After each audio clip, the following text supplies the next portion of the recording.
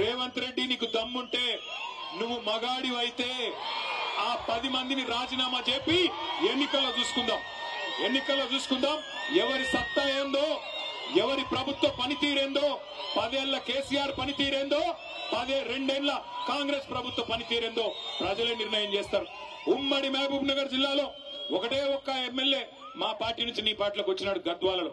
ఇక్కడనే గద్వాల తేరు మైదానం నుంచి నేను సవాల్ చేస్తా ఉన్నా, రాజీనామా చేయి, ఎలక్షన్ కు రా, ఎవరేందో ఎవరి సత్తా ఏందో గద్వాల తాలూకా ప్రజలు నిర్ణయిస్తారని చెప్తా ఉన్నా. మీ అందరినీ నేను మనస్ఫూర్తిగా ఒకటే కొడతా ఉన్నా, ఎక్కడ పోయినా ఇవాళ ఒకటే మాటిన పడతా ఉన్నది.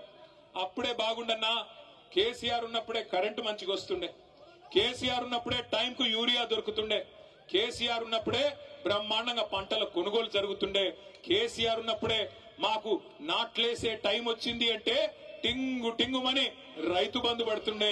ఈ ముఖ్యమంత్రి వచ్చినాక, ఈ కాంగ్రెస్ పార్టీ ప్రభుత్వం వచ్చినాక మా బాధ చెప్పరాకుండా ఉందన్నా అని చెప్పి ఇలా ఎక్కడ పోయినా రైతన్నలు ఏడుస్తా ఉన్నారు. ఆటో డ్రైవర్లు చెప్తా ఉన్నారు, అన్నా ఇది మా చావుకే వచ్చింది ప్రభుత్వం, ఇప్పటికే దగ్గర 70 మందిని చచ్చిపోయినాము, దయచేసి మమ్మల్ని కాపాడండి అని చెప్పి ఆటో అన్నలు బాధపడతా ఉన్నారు. అట్లాగే ఏ వర్గమైన పిల్లల దగ్గరికి పోతే, చదువుకున్న పిల్లల దగ్గరికి 2 లక్షల ఉద్యోగాలు వస్తాయి మొదటి సంవత్సరం అని చెప్పి రాహుల్ గాంధీ వచ్చి చెప్తే నమ్మినామన్నా, నమ్మి మీకు వ్యతిరేకంగా ప్రచారం చేసినాం, ఓట్లేసినాం, ఇట్లా ఉద్యోగాలు అమ్ముకుంటారని మాకు తెలియదన్నా. ఒక్కో ఉద్యోగం గ్రూప్ 1 ఉద్యోగాన్ని 3 కోట్ల నుంచి 5 కోట్లకు అమ్ముకున్నారు, డిప్యూటీ కలెక్టర్ లాంటి ఉద్యోగాలను. మరి ఇంత దుర్మార్గం వస్తుందని మేము అనుకోలేదన్నా అని పిల్లలు బాధపడతా ఉన్నారు.